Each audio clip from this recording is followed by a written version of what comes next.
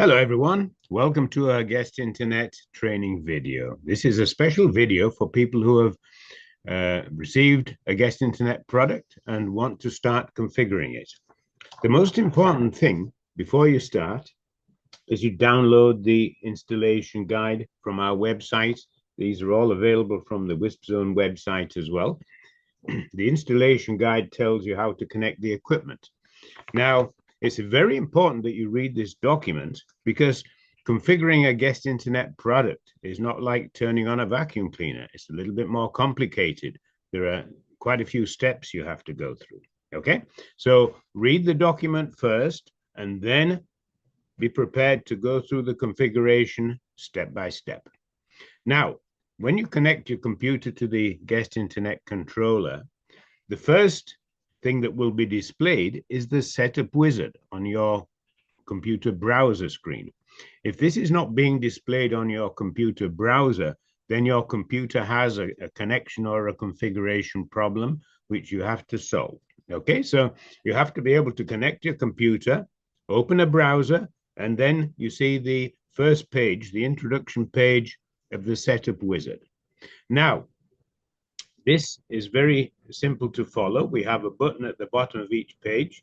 We provide information, and then we proceed to the next page. So we'll click the button. The next page is to test the internet access. Now, if you look at the icon at the top right, if that icon is green, then you have internet access. If that icon is red, you do not have internet access, and so you have to find out why. Is the guest internet controller connected to the internet? Does the internet router have a service? So that's the first problem you have to fix. We click the button if we have internet access, and then we come on to the next page, okay? It's requiring information. So the first part is to set up the time zone. So we have to click the drop-down menu, which selects the time zone for us. And the second part is that we have to put a password. This is the administrator login password. Okay, so let's pass on the time zone right now, and we'll put a simple password, 1, 2, 3, 4. Obviously, you want to put a much more complicated password because you don't want people getting in and accessing and getting free internet. Okay, so we click the button. Now, the next page is the setup page for the login page, okay? And so we first of all select a background photo. Let's select the pool. And then we're going to put our business name in.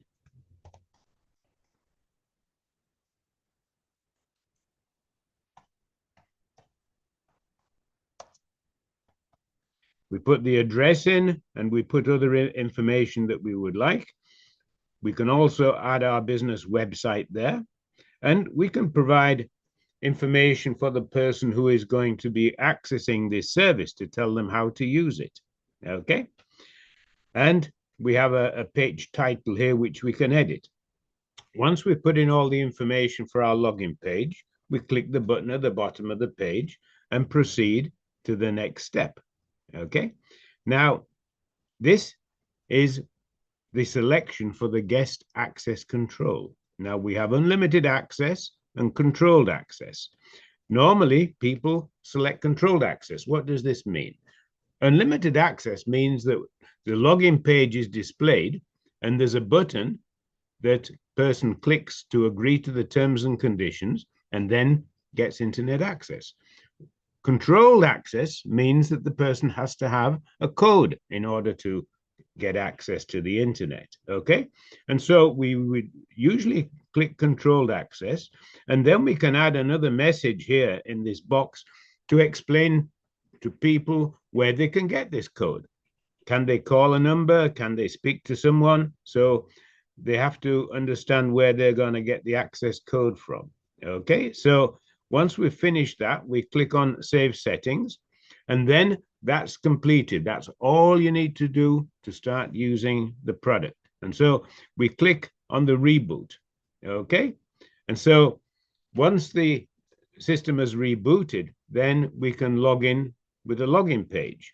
And also we can log in as the administrator. Now, to log in with the login page and log in as the administrator, then you go back to the configuration guide, and that tells you how to do it. Now, let's assume that you've already logged in as the administrator. We have a couple of things we want to do. First of all, we want to go to the advanced settings, go to the cloud management, and we want to enable cloud management and click the change settings, because eventually we may want to use the cloud to manage this device. The other thing we want to do is to create codes. And so we go to the management section, we go to manage codes, and this page allows us to create a number of codes, and we can print them as vouchers. So we select the code type. If we want to print a lot of codes, then the code type has to be random, but we can specify custom codes or description codes or MAC address codes. Right now, we're going to generate random codes.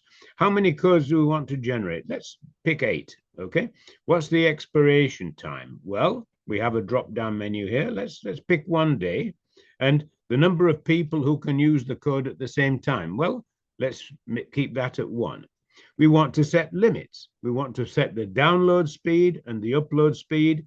We want to also set the download byte limit and upload byte limit. And we select these from this drop-down menu, or we can put a custom number. So we can say, well, the maximum download speed is 1 megabit per second. The maximum upload speed is 128 kbits per second. Let's put a download limit. We'll put 1 gigabyte download limit, and we'll put 1 gigabyte upload limit, okay?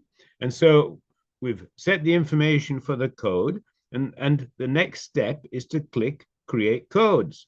And you can see that the codes have been generated, 8 codes. The random codes, 1 day duration, and this shows the limits that we've set. Finally, we want to print these codes as vouchers, and so we click Print Codes. And the next step is that we're going to see a page of vouchers, which we can then send to the printer that's attached to our computer. You have to do this with a computer that has a printer. If you try to do this with a mobile phone, you can show the vouchers to people, but you're not able to print them. So you can see we have our 8 vouchers here. If later you want to customize the vouchers, you can do. There's a page if you want to change the language, add a logo, you can do that. And so you would print these, send them to the printer, and then chop them up with scissors, and then you can provide the voucher to somebody who wants to get access to the internet service. Or you can also sell the voucher, charge people for using the internet service. At the end of the day, if you're providing the internet service, you have to pay the ISP. And so you want people to pay you so that you can pay the ISP. Okay? Well, that's all for the moment. Thank you very much for watching. Please look at our websites in order to download the configuration guides. That's the most important thing. Read the configuration guide before you do anything. I know some people don't like reading, but this is a technical product and you have to read in order to be able to configure the product. Okay? Well, if you have any questions, send us a message. We'll be very happy to help you out. We can also send you the links to download the configuration guides if you don't know where to look. Okay?